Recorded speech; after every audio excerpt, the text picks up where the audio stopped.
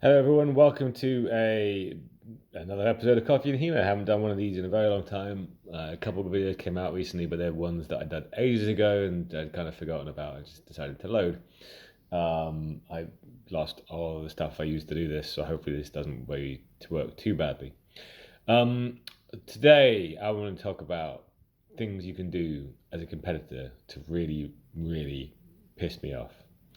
I've run a lot of tournaments, and I'm a competitor in many of those, so I might do one later about what things judges do to piss me off.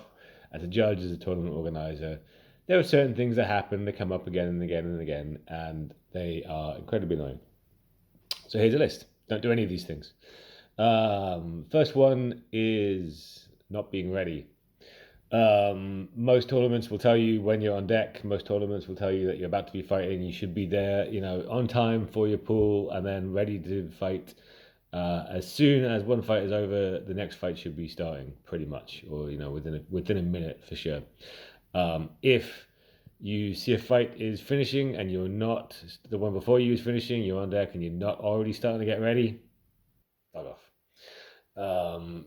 Incredibly annoying. Delays tournaments, delays everything, and it's all because you were standing around not paying attention. So get ready, be ready to fight as soon as you're ready to fence, as soon as it's your turn to fence. Number two, not reading the rules. We don't write rules for our own benefit. We write them for your benefit, so you know what to do in a tournament. You should know what they are before the start of the tournament. You should have read them. You should know what's allowed, what's not allowed. You shouldn't be asking these kinds of questions. If you need to clarify rules because they're not clear, absolutely fine, but you shouldn't be asking the basics of the rules before a tournament or being surprised by it. Worse, if you protest based upon your misunderstanding of a rule, fuck you. You're wasting time because you couldn't be bothered to read something that someone produced. Related to that, not reading the rules, not reading the equipment requirements. The number of times someone has showed up to a tournament with something which is explicitly banned or lacking a piece of equipment which is explicitly required in the rules, every event that happens. To this day I bring things like spare back ahead and spare gorgets because of people not reading rules ahead of time. Especially for something like Wessex League that I run, where the equipment rules have been relatively stable. There's no excuse for not bringing the basics. And I'm going to say even more beyond that, and this is a conversation I've really had. If you show up without the correct equipment, as required by an organizer, and you say to the organizer, "Oh, but this is fine in my club," or "I never use it in my club," fuck off. Basically, I'm getting angry just doing this video. Maybe I shouldn't have done it pre-caffeine. Seriously, don't care what you do in your club. If you come to an event that I'm organising or that someone else is organising, you follow their rules. That's the simple part. And it's on you to know whether you're following the rules and following it. And final one on kit, and this one is the one that is going to make me really, really irate. If you go to a kit check and the person says, "Don't use that," or at some point in the tournament you're told not to use some piece of equipment, then you go away, you put it down. And then at some point later when their back is turned, you switch back to using it. Get in the sea. Go away. Stop coming to events. If I ever catch anyone doing this at an event, you will be banned from it. I've been told by people who switch back to these things after the fact, when it was too late for me to deal with it. And as far as I'm concerned, those people are blacklisted. They haven't necessarily booked for an event again, but they would be. So seriously, do not do that. I and probably any other organizer will ban you from an event for doing that. And if you do it anyway, you're a twat. And moving away from equipment, hopefully my blood will get a bit less boily from this one, but I don't think it will. Next one. This is both competitors and the spectators. Cheering loudly from bullshit exchanges. And being like, "Oh, fist pumpy and amazing. Oh, great, fantastic. I stabbed him," while you also got stabbed. I don't know whether people do it explicitly or whether they're just not really understanding what's coming on, but it is incredibly annoying. This is a huge issue with certain countries at Minsk. I won't name and shame. where certain countries had all their competitors standing loudly and cheering at even the tiniest piece of thing from their fencer. That was, I'm sure, a deliberate attempt to influence the judges. And all you're going to influence me to do it, if you do it on my piece, is you're going to make me pissed off at you and pissed off at your fencer if you're doing it for your fencer. So don't do it.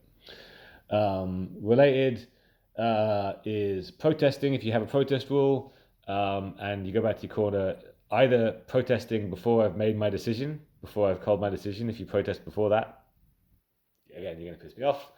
The other one is protesting like a small, angry, tantrum throwing child. Just because the judges made a call that you don't agree with, you can politely protest and tell them that you disagree with it. But if you're protesting like you've been grounded and you're throwing a tantrum with your parent, again, fuck off. God, I'm really getting angry from this video. Maybe I regret doing this one.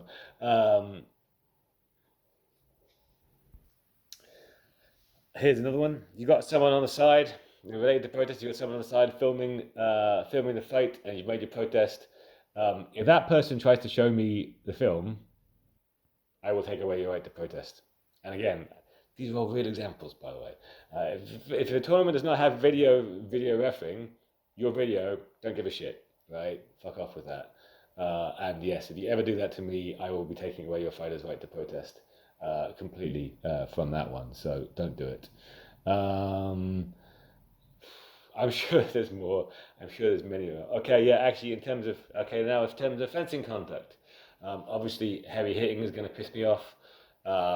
You'll get called up on that one, and if you get called up on heavy hitting and you keep heavy hitting, like, it happens. We've all hit too hard once or twice, especially things go wrong. But if you're called up on it, you keep doing it, you're just showing that you're uncontrolled and you shouldn't be fencing. But in less severe ones, the ones which are more just making me angry, starting to move before I say fence.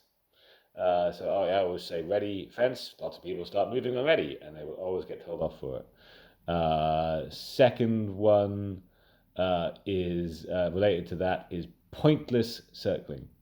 Pointless circling. This is particularly bad for rapier and dagger fences, although other fences do it as well. Stepping to the side, perfectly legitimate. Kind of stepping offline, perfectly legitimate. But there are so many fencers that as soon as the match starts, they close the distance and they just wander around in circles. They're making no actual attempt to confuse distance. They're making no actual attempt to gain position. They're just circling because it looks cool. And they've seen it in videos or they've seen it in movies or whatever it happens to be. And it will annoy me. It will also reduce the quality of the judges as we're trying to get an angle. And 9 times out of 10, you are going to be worrying about us running around rather than us being able to watch the fight. I'm sure there are other things as competitors that piss me off. Oh, yeah. And the last one, I will finish with this one. This is an appropriate one to finish with. Asking me a question which is answered by HEMA scorecard. Go check HEMA scorecard before you ask me a question. There you go. There is a list of things that you can do as a competitor to piss me off. Don't do them. Thanks for watching.